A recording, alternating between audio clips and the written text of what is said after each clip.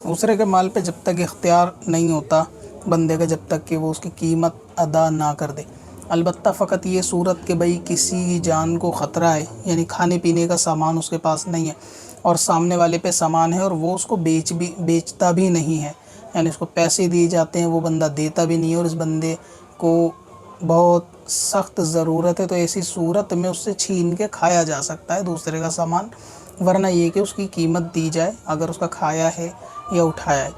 अब मिसाल के तौर पे कहीं ऐसी जगह पर हैं कि पहाड़ में या कोई ऐसा हादसा हो गया कि जहाँ पे काफ़िला जंगल में जुदा हो गया और इन दोनों के पास खाना है और खाने का पैकेट दूसरे के पास है। अब कोई रास्ता मदद की कोई उम्मीद नहीं है और ये बंदा उस पैसे देता है या उसे कोई दूसरी लालच देता है कि भाई सामान खाने का मुझे भी दिया जाए, और ये नहीं देता और इसको पता है कि नहीं मिलेगा तो हलाक हो जाएगा, तो ऐसी सूरत में छीन के खाना खाया जा सकता है, उसके लिए भी छोड़ा जाए, इतनी रियायत